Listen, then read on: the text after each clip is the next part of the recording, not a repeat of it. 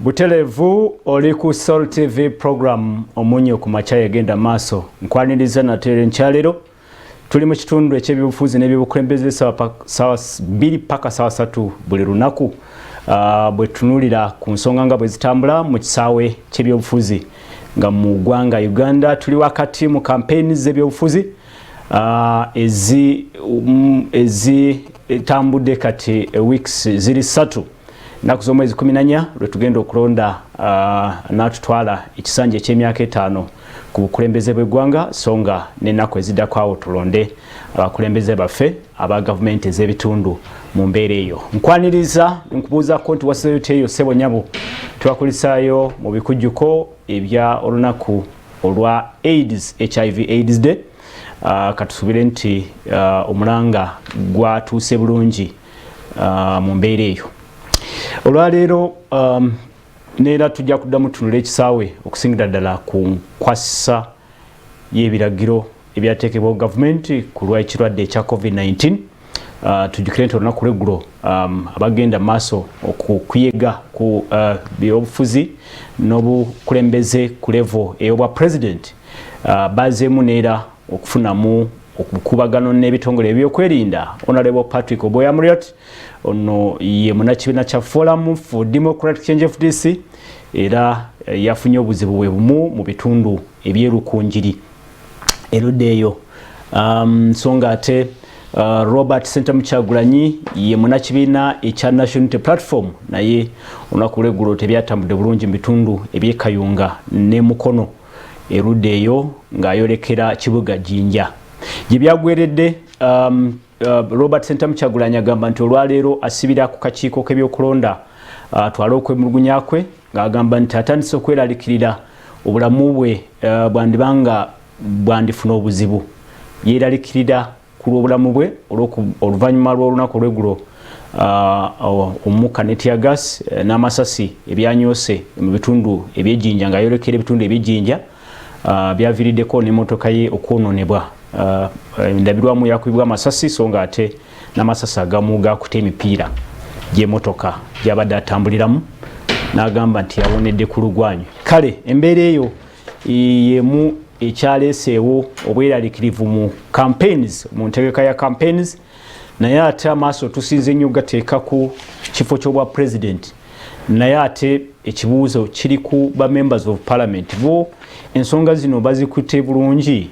nga tetunabakuulirayo ba members of parliament ab'emulugunya oba olyawo oba kale abakwatiddwa oba bafunyemu obutakanya ne police. Omuyeka gwe nakalaba ye Alan Sewanyana, naye ate Alan Sewanyana ebiseera ebisinga honorable Alan Sewanyana mbaka we Makindye West, naye ate ebiseera ebisinga naye atambula ne Robert Sentamu Kyagulanyi. Olwaleero wetusaliddewo nti katuleete era abeesimbewo ku bwa member of parliament ensonga eyo nayo bagimulungule so nga ate n'ensonga era nazo tuzitunulemu mu mbeera eyo. Mu mbeera eyo mu ntegeka eyo mwendeetedde Mwami Male Charles. Male Charles y'omu ku beesimbyewo kuvuganya ku kifo ky'omubaka wa parliament ku lwa Lubaga South mu kibuga Kampala. Nkwaniriza Mwami Male. Yes. Njagala okwebaza ennyo omukisa gw'ompadde okumpita ku TV yaffe eno guno gwe munyo program guno gwe munyo ku makya ga leero. Njagala onzikirize ssebo namuse kuba tulaba bakama banga abalonzi ba constituency y'e Lubaga South balamusiza emiruka gyaffe 8 gyonna mu byalo byaffe 79 batumidde. Era onzikirize ssebo mbeebaze nnyo gye ntambudde yonna n'obuwagizi gye buli mu mirembe, abantu tebakuŋŋaana babeera eri Male waffe tukulengedde akalulu tujja kuwa tambula nyumba ku nyumba ne ttiimu yange njagala okubeebaza bannange. Kale tukwaniriza bwana Male Charles. Tusuubira oba olyawo okwegatibwako omubaka omu ku beesimbyewo ku kifo ekyo kyennyini ekya Lubaga South naye Mwami Male Charles awetandikira wenyini. Abantu babuuza nti ensonga eno ng'esinze nnyo okulabikira kuba beesimbyewo ku kifo ky'obwa president mwe ba members abeesimbyewo ku obwa members of parliament abavuganya ku kya member of parliament lwaki tetunakulirayo buzibu ensonga muzisanze mutya mu kukwasa ebiragiro ebyateekebwawo okutangira ekirwadde kya covid-19 so mukamange moderator nze simanyi kyogamba nti obuzibu tebunalabika kuba member wa parliament simanyi research kijolina wane waffe erubaga yes mu constituency waffe yerubaga sinalabawo nnyo buvuyo buletebwa kujjuza n'okumenya amateeka ga covid-19 naye simanyi research kijokoze outside Kampala mu western mu northern mu eastern waliteekeddwa okukola research emala ekavalinga ebintu ebyo kikigwe kyomanyi ku nsonga eyo nze kyemanyi nti abali ku bukulembeze bwa president ekigambo president kireetera nnyo abantu abangi okukuŋŋaana lwaki baagala balabe omuntu oyo bawulirize balabe omuntu oyo kuba president asigala president munene the head of executive commander in chief the fountain of honor n'ebirala byonna nga bwomanyi abantu nga tebannasalawo baagala nnyo bakuŋŋaane nti ku nsonga bweti agamba ati ku nsonga kino agamba ati ku nsonga bweti agamba ati ne bongera n'okutunuulira ddala omuntu ng'omuntu ono anaasigala akuumye emirembe mu ggwanga era bwe tunaaba tujjeeko oli ne tuteekako ono abajaasi the army itself eneemukkiriza acceptance abantu bye bajja okukebera ebyo bajja ne bakebera mu nkiiko lwono bakebera mu lwono bakebera mu lwono balabire edda nga tebanaba kusalawo ng'ennaku z'omwezi 14 nti amatiza omutima gwe nti ddala bwe mukwata akalulu kange nenkamuwa anaawangula Uganda eneesigala etambula kyekimu ebintu byange tebiyonooneke era bano tebajje ng'abazze okuluutinga bintu bingi nnyo ne wesanga nti abantu bajja not necessarily nti bawagira omuntu oyo naye kujja kukyekinga ku bintu bingi ekyo kyo kyekimanyiddwa kuba president bwana male twadde tunakutuukawo naye katusooke tumalirize wenyini we tusookedde wenyini nti ekireeta abantu abangi kyogamba okulabikira mu nkuŋŋaana z'abeesimbyewo kuba president kwe kubeera nti entebe eriko ekifo kinene kyekireetawo embeera eyo mwe wammwe ba members of parliament babeera batonotono manageable mu bibiri tebasukka mu kale bwe kibeera nti ebibiri tebasukka mu bibiri zo SOPs endala ng'okunaaba mu ngalo okwambala masiki kyewamu ejje kiri that is the issue bwe baali nga tumaze okwewandiisa baatuweereza guideline zonna nga za SOPs kakati kiri eri candidate you know a candidate abantu bakulowooza okuba nti bakusuubira okuba nti ebintu obiraba kate ku level endala okusukka ku bo ekyo kimu era ng'omukulembeze bwe yali badde kati ffe kyetukola baatugabira electoral areas abantu first osooka kuwandiikira bachairpersons aba zones ezo both aba local council n'aba NRM ekibiina kyolimu n'owandiikira n'ow'omuluka owa local council n'owandiikira n'owa NRM program electoral commission gye yampadde eri bweti ne bweti ne bweti ne bweti olunaku bwe ruti ne bwe ruti badde nkusaba abakulembeze b'ekitundu tugezeeko nnyo abantu baffe nga bajja mu lukiiko olwo okugoberera SOPs tugezeeko nnyo oyinza ogenda maaso n'ozibabuulira ezeetagisa ennyo okwambala masiki omuntu anaayingira we tunaakuŋŋaanira mu lukiiko wabeerawo amazzi mu kidomola ne tuteeka n'abantu mu ngeri ya social distancing ekyo kyekibadde kikolebwa nze sisobola kufugira mu nnyumba ya mulala sisobola kulagira candidate mulala kukola ebyo bwe bito why baba baabimuwa at the level eya member wa parliament tekikwetaagisa nnyo kuki kataba kuwa ekyokusoma guidelines kataba zikuwa bakusuubira ojja zigobera to the latter era n'abantu boogenda okunoonyaamu akalulu ojja kuba obannyonnyola ekintu bwe kitambula. So bwana Male olingaga nti gwe ewo obadde ogoberera nze kulwange ngamale guidelines bwe zampeebwa zengoberera saagala nnyo kubanga kenyini oyinza okuwangula akalu because they were ratified bwe baza ratifying zakaminga part of the regulations ezeggwanga kati gwe bwomenya oli ayinza n'okuwa wabiranga akalulu omaze okawa nti ku lukiiko bwe ruti amateeka agagobererwa aga covid wagamenya laba you battle with that in the courts. Okay. Tulaba ku Soul TV program amunye ku macha yegenda maso Mwami Male Charles yali naffe mu studios kinera biddo bagamba abatulaba nti ono ye flag bearer w'ekibiina kya National Resistance Movement kulwa Lubaga South constituency. Bwana Male abayinare mu mwangu wa nyoko okutegeeza ensi nti bino bisoboka zino covid oba SOPs guidelines zisoboka simanyi oba kijja kiti ekyo ataba opposition aborudo oluvuganya bo banguwa nnyo okugamba nti bino tebisoboka kubaka tutandise n'okulirayo amaloboozi agagamba nti akalulu kano kongezebweyo oba wabeewo n'ekikolebwa oba ekirala ekyenjawulo simanyi kijja kitya nti mwe muli compliant muli bawulize nnyo kijja kiti ekyo. Moderator Sebo owa program eno waliwo ekintu kye tuyita okulabirako ekyokulabirako kakati gwe kennyini ali mu gavumenti kubanga ekibiina kya National Resistance Movement kyekiri mu gavumenti ekyo kimu ekyokubiri ezo SOPs zaletebwa cabinet which is executive which is part of the government nezijja mu parliament to be regularized bwe zamala okubeera regularized buli ministry negenda nge adopting meaning nti ekyo kintu kya government kakati owa NRM banaaba kulaba batya nga gwe kennyini gwowakanya ekintu kya government kuba parliament yaziyisa parliament ya buli omu yonna era ng'onooleeta etteeka lyonna okubeera legal and legitimate okubeera nga liri mu mateeka n'okukkirizibwa abantu bonna parliament gy'okozesa ekiyita bulungi nnyo mu parliament ne bagamba omuli parliament eyo temulimu ekibiina kimu mulimu buli kibiina kyonna bwe kyatuuka ku primary kyali kitya kakati ne zimala okuyita kakati gwe kennyini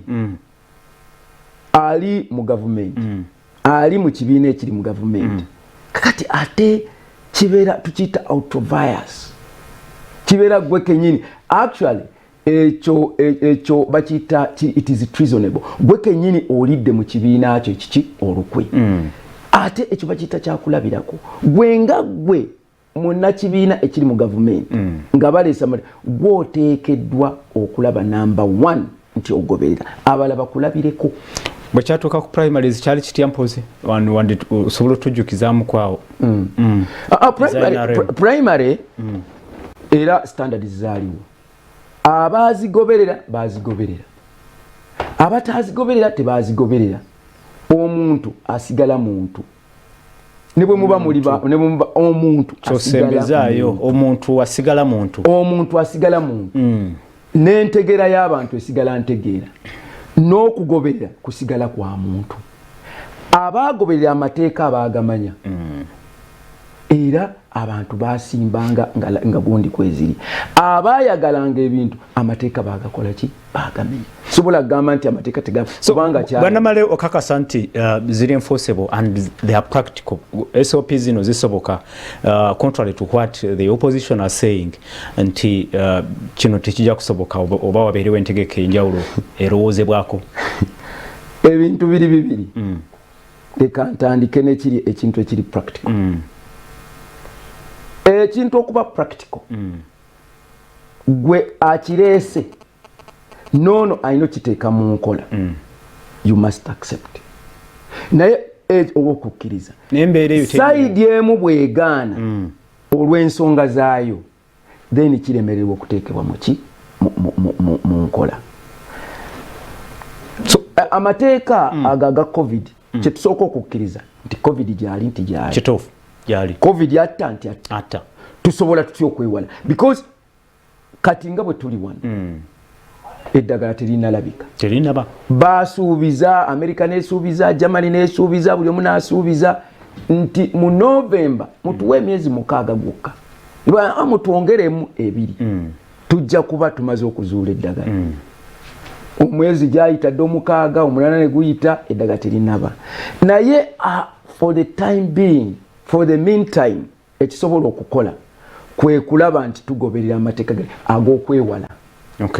ag'okwewala nze ndowooza omuntu gyayambadde mask gyakuumye social distance gyatasemberedde muntu ayasimula gyanaabye mu ngalo chances ez'okukwata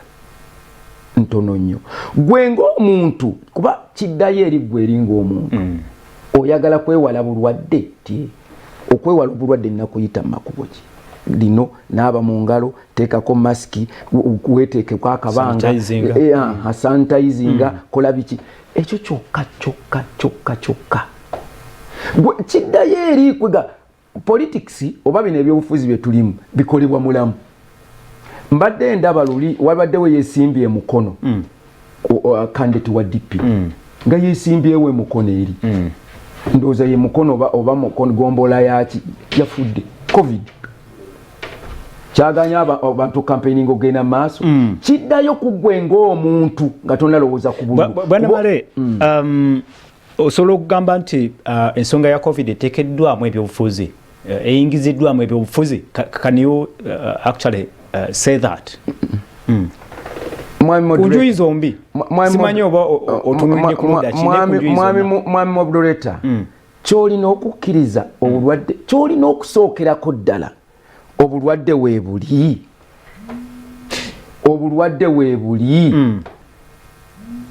ansa weba nti weebuli yes kati ebyobufuzi bijjiramu bite bakubuulidde ba scientist worldwide zino ze standards teekako akakokolo k'omu maaso k'omu face sanitizinga naaba mu ngalo kuuma distance okuva ku munno okiwulidde kati nze siraba na byabufuzi bwe bireeterwa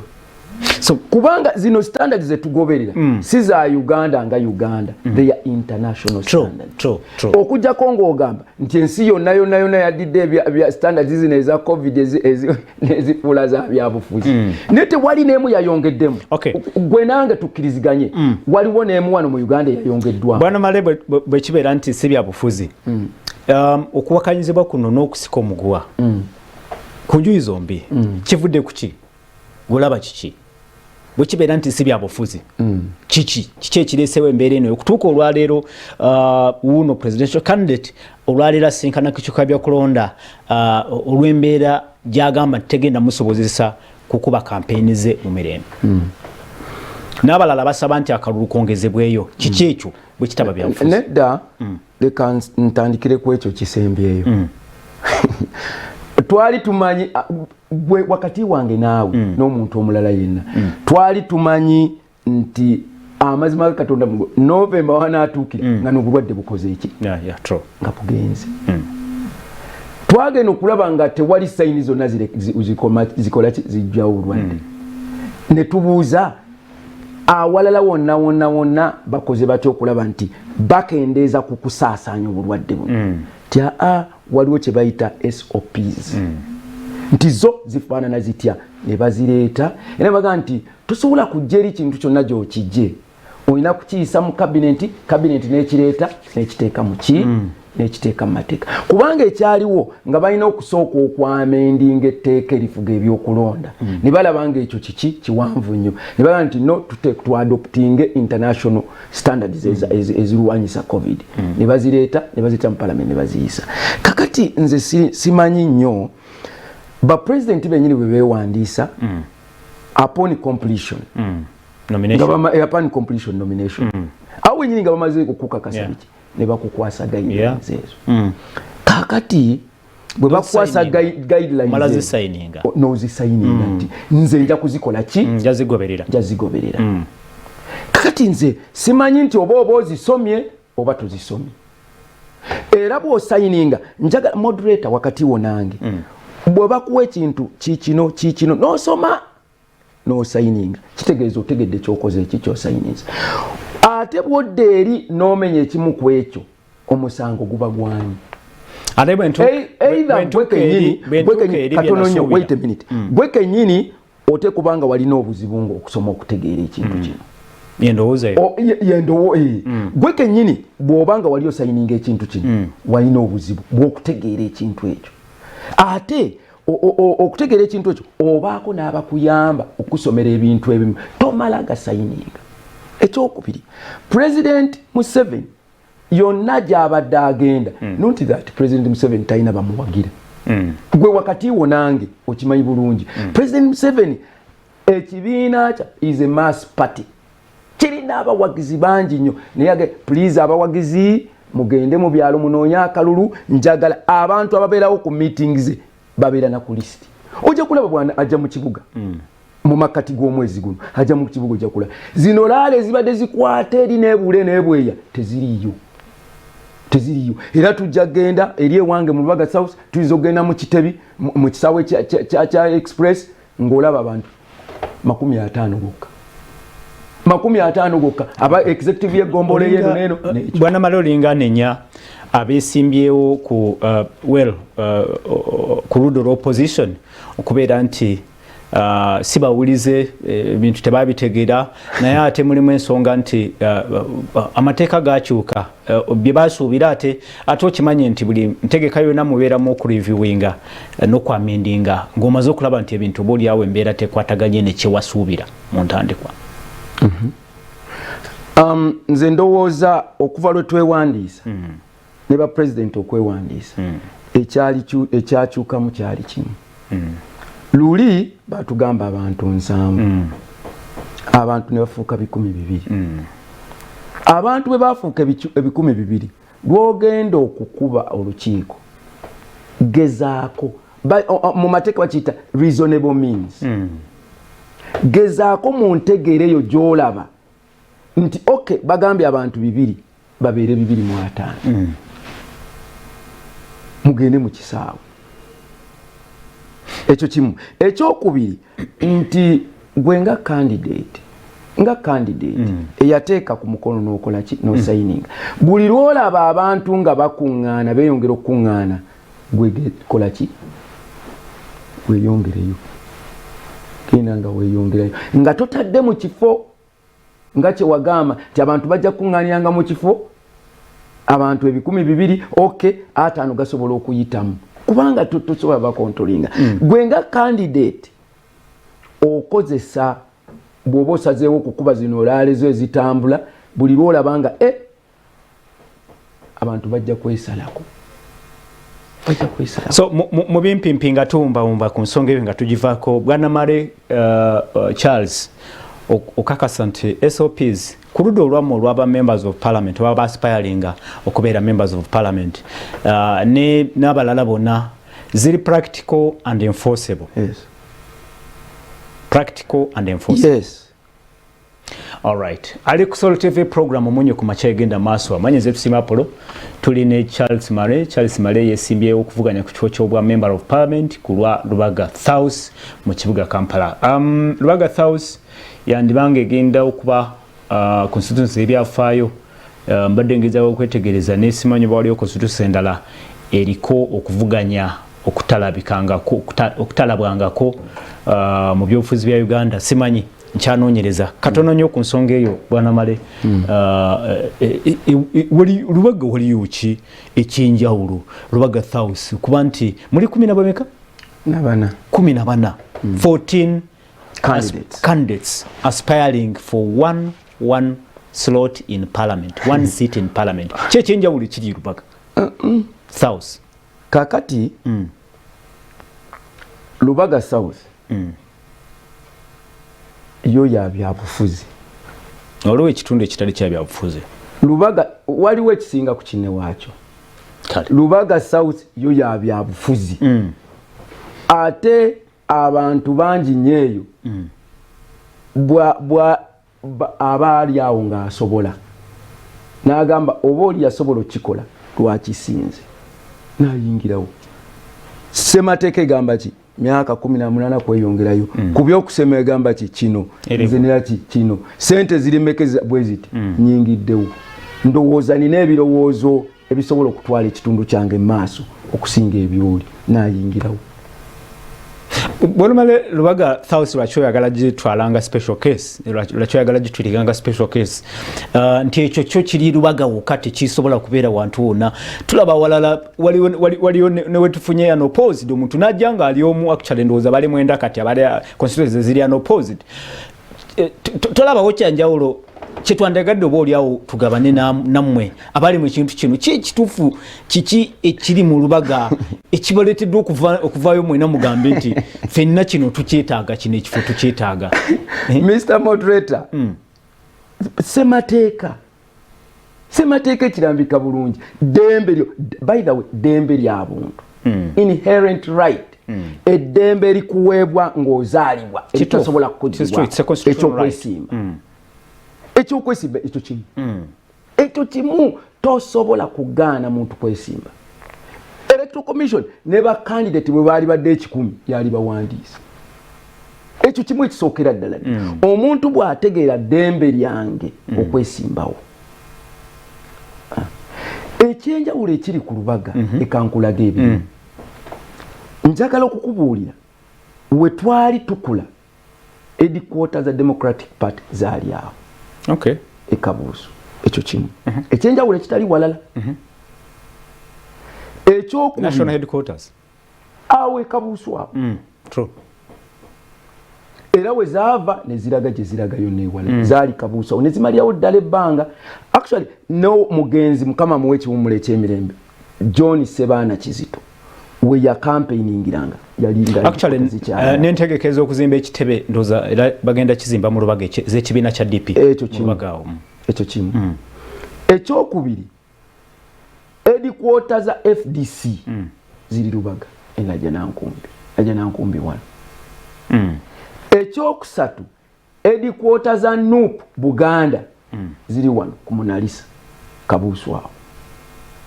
Ekyokusatu ekitebe ekya Kingdom ya Buganda Mengo administration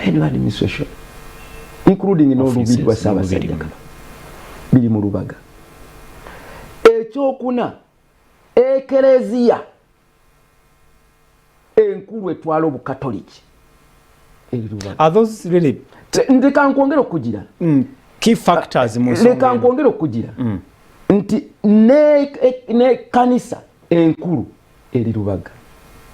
ne kanisa ey'aba Seventh Day Authority eri Ludawa ey'abasodox eri Lubaga. Kakati njagala okukubuulira tosobola kwawula byabufuzi ku ddiini. Okay Bwana Charles ndoze ensonga yetegerekese naye tutunule obuweereza oba oliawo obwa Lubaga South bubadde butya emyaka 5 egiyise. Kirungi nti kyenkumanyiko obadde kumpi nnyo ku mwanjo nnyo mu ntegeka eyo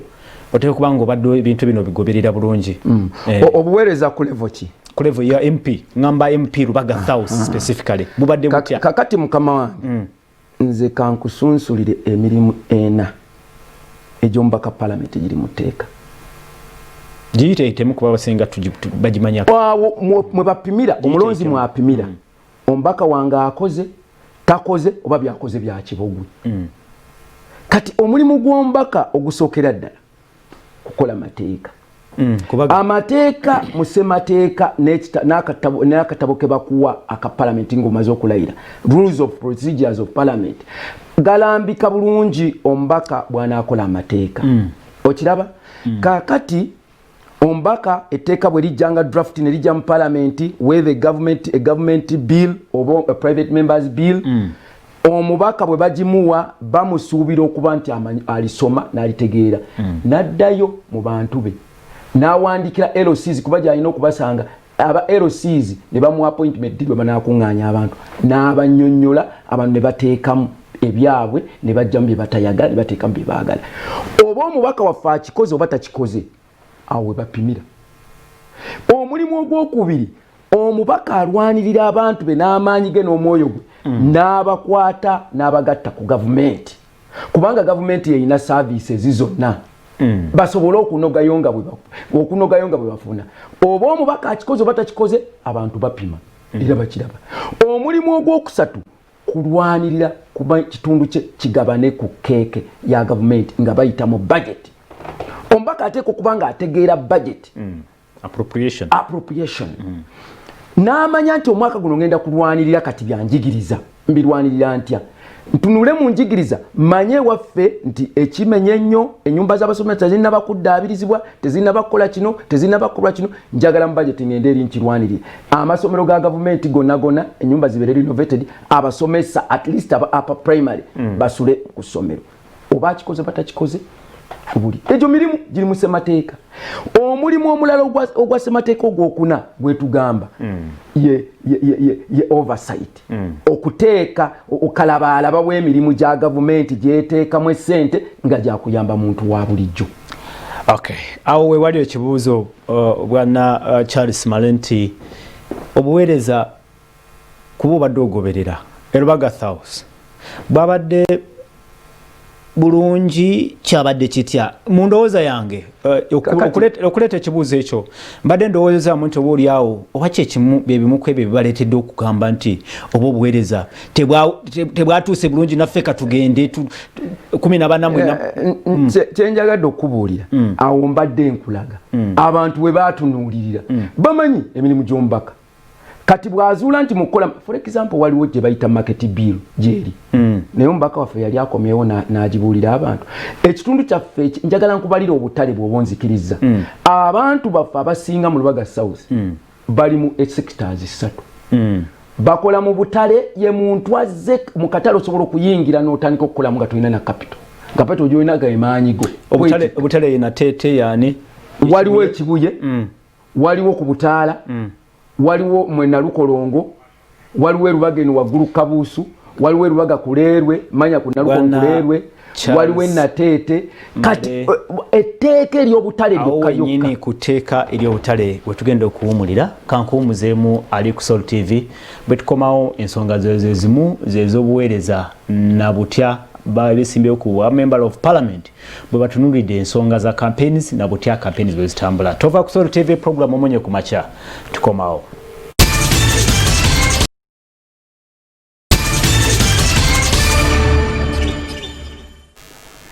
Kulikayo mukumulamu okwo tuli ku Soul TV program omonye ku macha yagenda maaso amanyaze tusimapolo tuli mu kitundu eky'ebyobufuzi n'ebyobukulembeze sawa 2 paka sawa 3 Monday to Friday tunulira embeera nga bweri nga wakati tuli mu campaigns eza kalulu akabiri abiri mugumu mu studios enkyala leero ndine mwami Charles Male yesimbyewo okuvuganya ku kifo ky'obwa member of parliament ku Lubaga South wano mu kibuga Kampala tuwayamu ku mbeera nga bweri ku ba members of parliament bo ensonga eno bagitulidde batya campaigns zabwe zitambudde zitya amateeka ababiragire byateekebwawo ku kirwadde oba okutangira ekirwadde kya COVID-19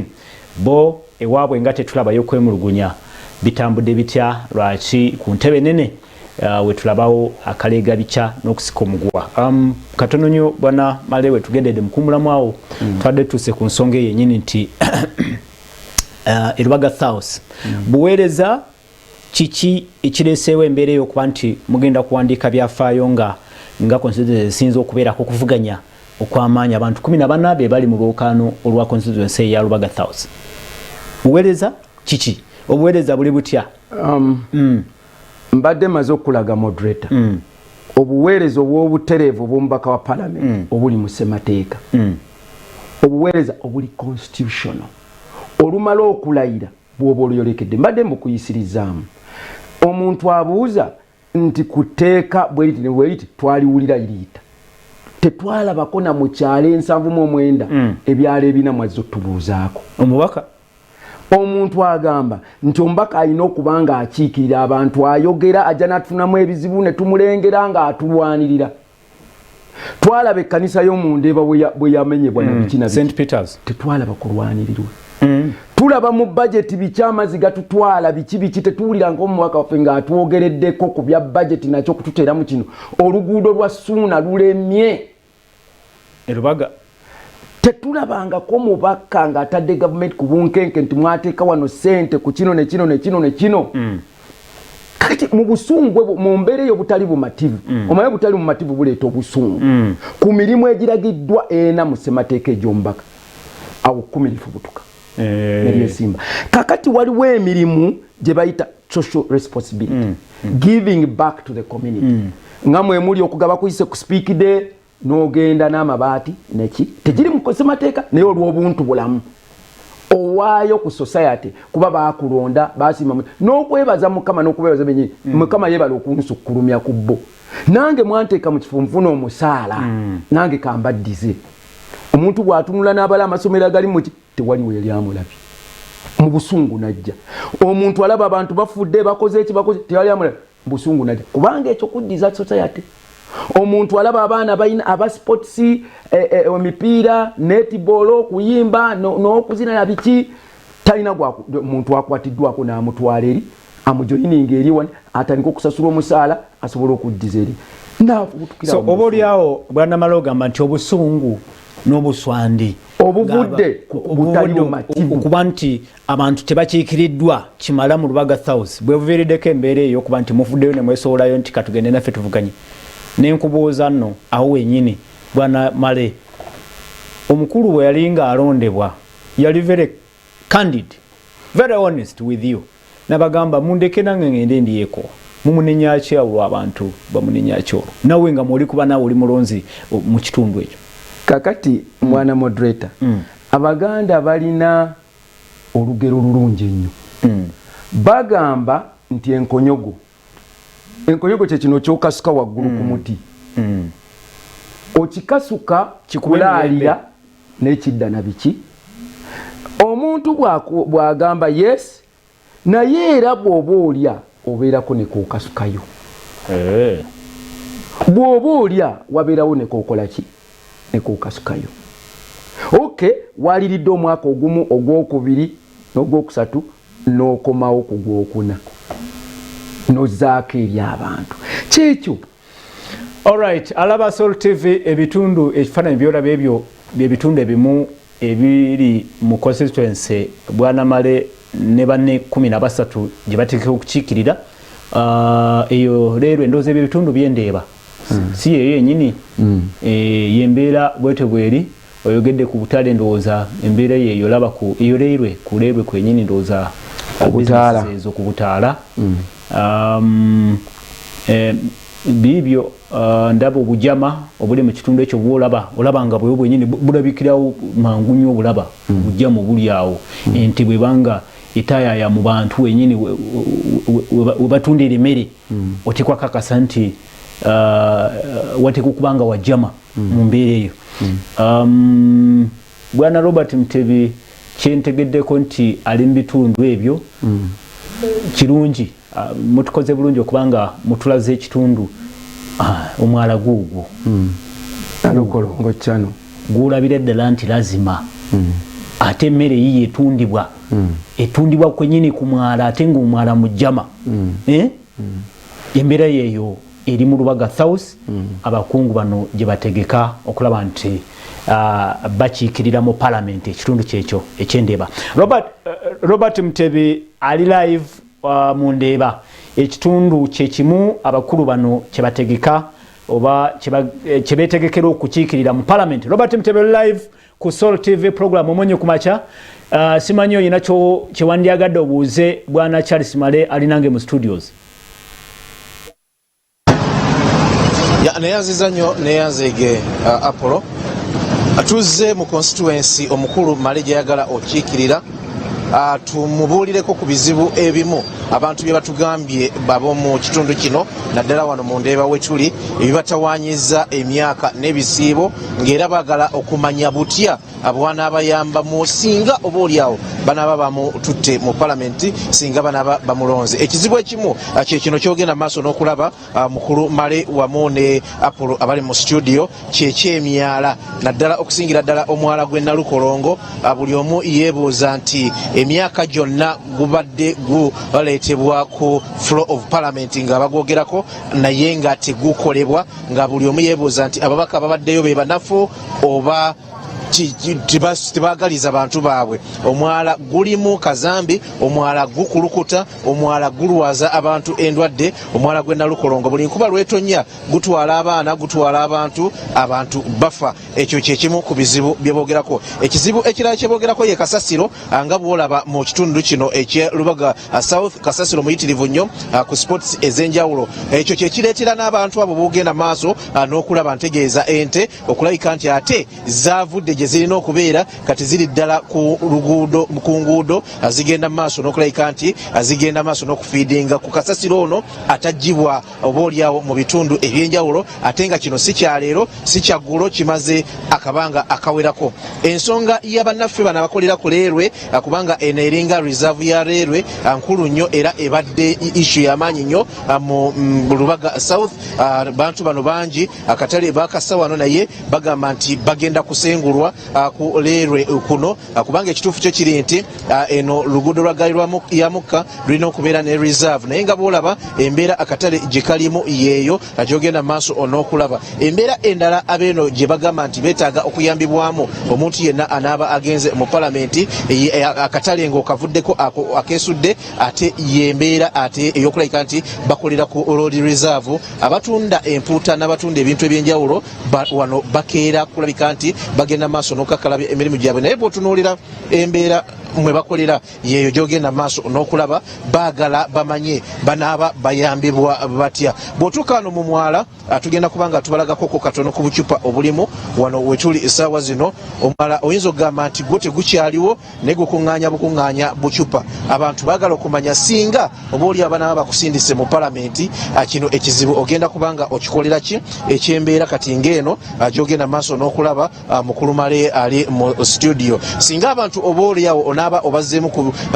butya bwogenda bayamba singa ogenda mu palamenti ku bizibu bino abantu b'omu Lubaga South ate bajja kuba basanyufu naye embeera mu bawangalira yeeyo. Mukulu Male ne Apollo nze Omuzindalo baddiza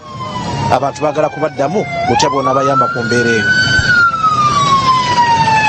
Robert Mtiri okuba nti otuwadde ripooti eyo live and clear ali mbitunde ebyendeeba. Tuli mu program omunye ku maca tuli ne bwana Male Charles ategeka kuvuganya actually avuganya tategeka butegesi avuganya ku kifo ky'omubaka wa parliament ku Lubaga South. Embeera eyo gyolabako ku TV yo yeri mu Lubaga South ekitundu kiri wakati mu kibuga Kampala naye embeera olabanga yeeyo obaolyawo byebizibu ebimu ebirindiridde abakulu bano abateeka okugenda mu parliament okulaba nti babikolako n'abantu basobole okubeera mu bulamu obweyagaza obulamu obulungi. Bwana Male kimanyi nti bino si bipya, but are you really concerned about this situation? This is in the middle of the city, but look at what is happening. Abantu balwana n'ente mukubo mu wakati wenyini mu katale wakati. Tandikirawo, are you really concerned? Yes. Numwa kubanga nze banzaala mu Lubaga. Mu Ndeeba mwe tuzanyira mwe tukolaki mwe tutambula n'emikwano gyange by the way gisinga obungi giri Ndeeba. Ndiko erabye ebintu ebimu ebyo ebinzijeeyo nga siri mu mativu mu buweereza mu nsonga y'obuweereza. Kyenjagala okukutegeezaako, yes, nja kutegeezaako kyemmanyi ku mwalo ogwo gwa Nalukolongo neki tuyina eddakiika 3 zokka naye kyennaku. Ekisookera ddala embeera y'omubaka gy'ateesaamu ne gy'asakirira ekitundu ne gy'akwatamu ensonga ereetera okukola ebintu. Nti omubaka wa palamenti kyemmanyi ku mwalo ogwo essente ezizikula weeziri okuva mu KCCA banka ey'ensi yonna yazituwa. Ekizibu ekiriwo kwe kuliyirira nga boolabye abantu abasengaawo kuleerwe ngamba kikwekyo kubanga bwe namalo kizuula problem endeese kiki kye ngenda okukola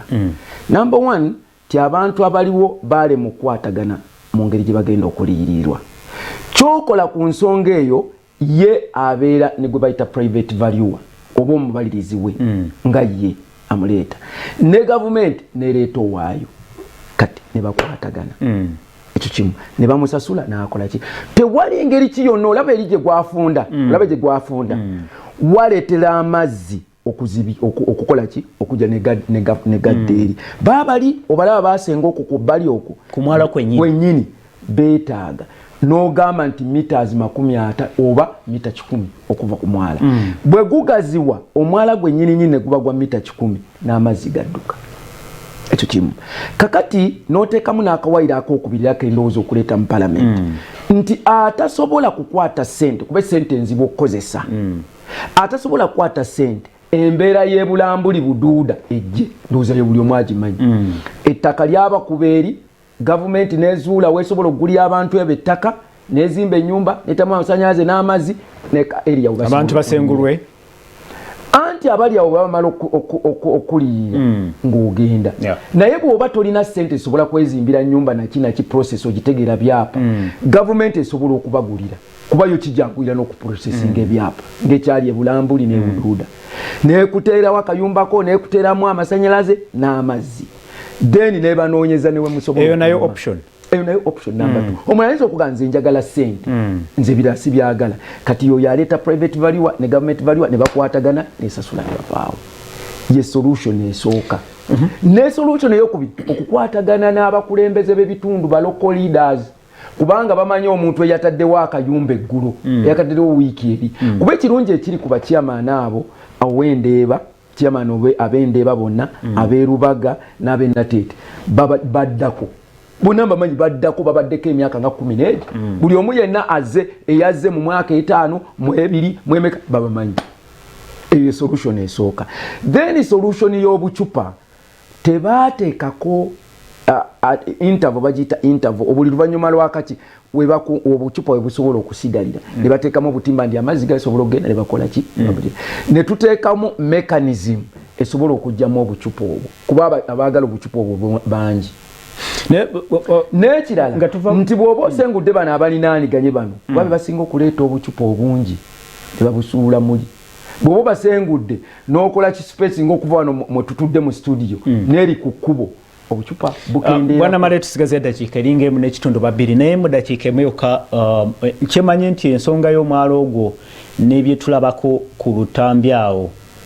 erimu omukono gwa local government Kampala Capital City Authority. Very good. Member of Parliament ateekwa okuba n'obuvunaanyizibwa obulyawo okukola oversight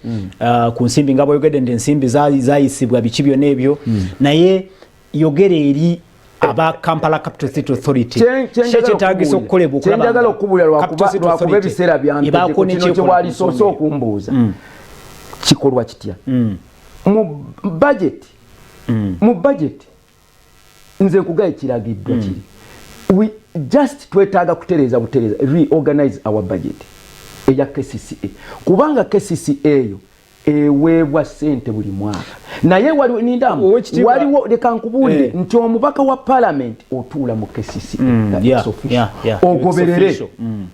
ogoberere noveeyo mu KCCA n'otuula mu ya division ogoberere bwekyokola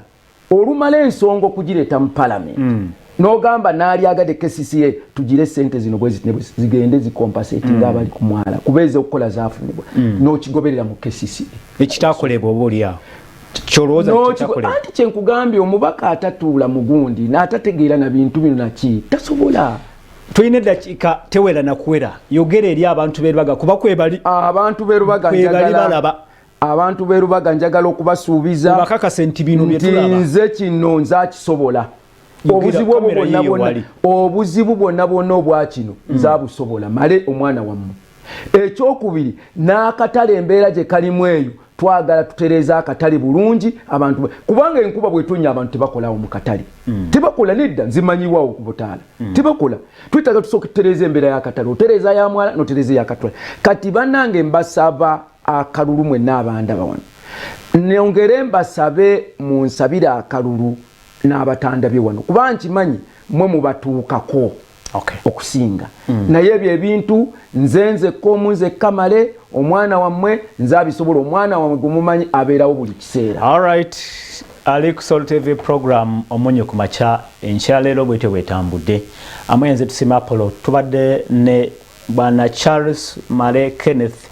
yategeka okutwala ekifo ekyo eky'omubaka parliament ekyalubanga South constituency mu kibuga Kampala. Tukwa kwebaza mwe n'abadde ku TV twebaze timu ebadde mabega wa program eno timu etambudde okutuuka mu bitundu eby'Endeeba bwana Robert Mutebi ne timu yona ate tubagambe nti tujja kudda olunaku olw'enkya ensonga nga zino era tuddemu tuzitunulemu oba oliawo akalunga kawedde era tukomewo tubaleetera ebifaananyi byebimu tubalage omubaka oba mmale oba omulala yenna alina kyakozeewo ku ebyo bye twabalaga luli oba nedda ya accountability ate gwe mulimu gwaffe nga media amanyi nze tusima Apollo kambagaliza olunaku olungi mbajjukize nti covid ye waali and covid is real naba mu ngalo sanitizinga yambala masikyo naye ekisinga obukulu maintain social distance siba bulungi welaba.